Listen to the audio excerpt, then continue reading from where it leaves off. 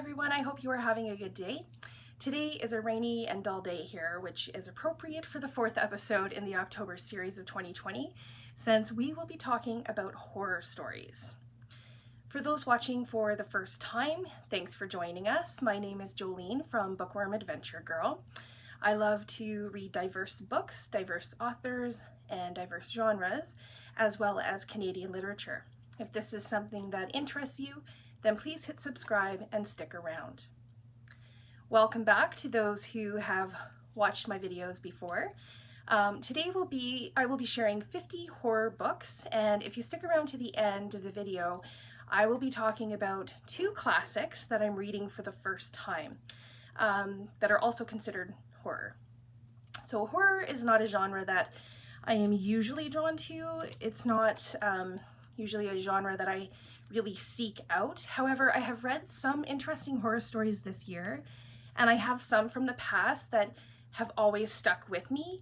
So horror books have more to do with creating an atmosphere that will cause a specific effect on the reader. So usually the goal is that the reader will be repulsed or terrified. The word horror comes from an old French word that means to shudder. So the books I am going to share today are books that, in their own way, while I was reading them, made me feel that way. So like most genres, there are also subgenres or categories within horror. There's gothic horror, supernatural horror, and non-supernatural horror. So I'm going to share a bit of all of those. The first book I would consider supernatural, but there could be arguments for non-supernatural depending on how you understand some of the elements of the story. So Bunny by Mona Awad is a book I read this year, and it is whacked. This book is like Stephen King meets Mean Girls meets Alice in Wonderland. I will leave a link to my review in the description below. And Mona Awad is a Canadian author, and I believe Bunny is her second novel. Her writing is incredible. She certainly knows how to describe a scene. This book takes place in New England at an elite university. Samantha is the main character. She's kind of a loner, a bit of an outcast. She's there on a scholarship, and she doesn't have really a group of friends on her own, and she really doesn't like the four of her rich classmates. They call each other Bunny, and they dress in the same type of dresses. So for probably about the first 100 pages or so, I was like, why would they classify this as horror? And then it happened. That moment when I went, wait, what? Did that just happen? Did I just read that? And I was horrified at what I just read. And the book finally took a turn, and then it went very quickly down the rabbit hole from there. Samantha is invited to the Bunny's workshop, and out of curiosity, she goes. And what happens at the workshop is mind-bendingly outrageous. So Samantha is now hooked to these workshops, and as a reader, I was compelled to keep reading. I read this as a buddy read, and we both got something very different out of it. The person that I read it with thought of things that I didn't at all think of, and she made me see the book and the story in a whole new way. This book continues to disturb me, which is about exactly what it's supposed to do. So I definitely want to read more of Mona Awad's work, and her other book I think is a collection of connected short stories. The second book I would also put in the supernatural category, although after the year 2020, it might also be non-supernatural. It's The Bird Box by Josh Malerman. I actually saw the movie first before I knew it was a book, but I enjoyed both. This book takes place in an abandoned house with a handful of people who have survived, at least so far. Outside the house and in the light is something. We don't know what that something is, but we know that it kills anyone who sees it. The house windows are blacked out, doors are securely locked and shut. Mallory, the main character, has two children, boy and girl, that she has taught to wake up with their eyes closed. So anytime someone goes outside, it is a risk. And during COVID, as you probably know, people have complained about wearing masks, but imagine having to be blindfolded. So Mallory has learned that if she can get down the river, there is a place where her and the children will be safe. but she has been preparing for this journey, but it's very, very dangerous, and she may have to choose just one of the children to save. So the book is intense from the very beginning. I love the ending of this one. I think it's quite beautiful. This is the first book in the Bird Box series. The second book, called Mallory, was published earlier this year, and I cannot wait to read it. After reading Bird Box, I didn't actually think it needed a sequel. It ends quite well, but I have heard from some of my friends who have read it that it's very good and they enjoyed it.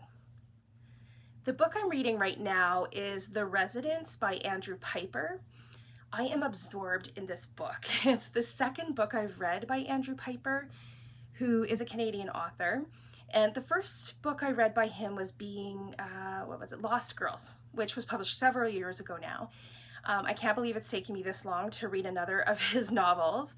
I would consider this one to be supernatural horror as well. Some are also classifying it as gothic.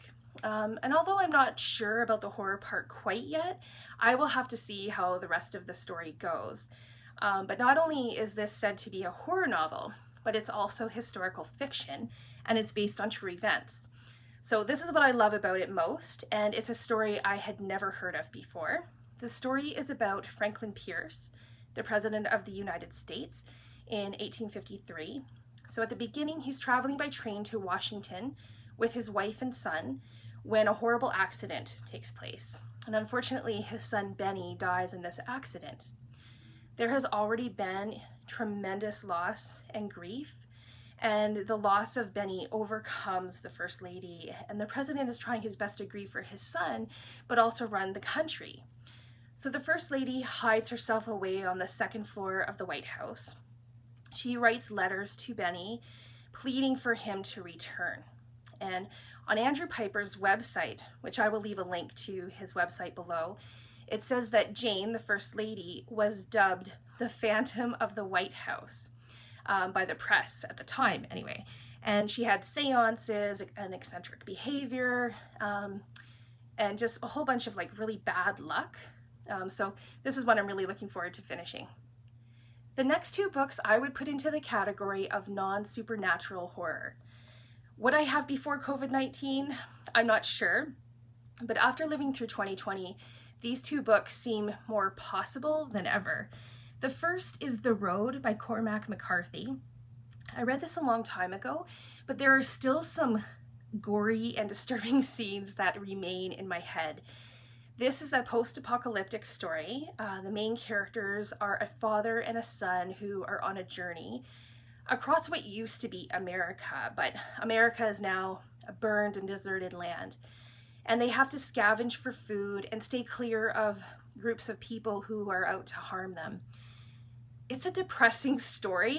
It's dark and heavy, but it's also really good. The father and son only have each other, and when there is no hope, they have each other for hope. The characters are stripped bare, both literally and figuratively, and there is not a lot of dialogue. It's kind of an eerie silence, and it's how I actually imagine it would really be. Working in a school, we have kind of experienced some of that eerie silence, so that's kind of how I imagine it would really be. So this is a good one to check out as well. The final author I have to include if I'm going to do a list of horror books is Stephen King. I haven't read too many of his books that are considered horror, but last year I tackled the uncut version of The Stand. It's massive, about 1,400 pages, and I'm really glad I read it. This is another book that has disturbing scenes that have stuck in my mind.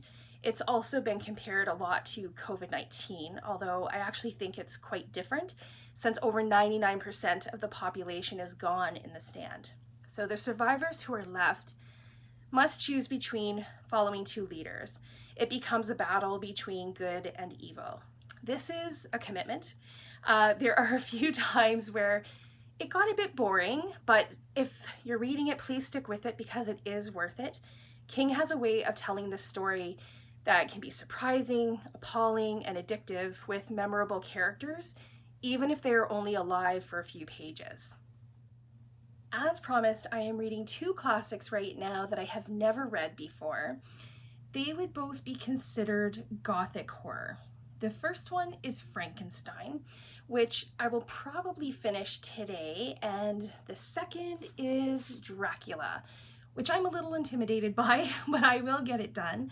And then the plan is that for the last episode of the October series in 2020, I will give my thoughts on what it was like to read them for the first time. So we'll see how that goes. Please let me know in the comments below if you have read any of the books I've mentioned in this video, or if you have any favorite horror books that you would like to recommend to me. Have you read Frankenstein and Dracula? What did you think about them? And thanks again for watching. I hope you have a wonderful day. Don't forget to make every day an adventure.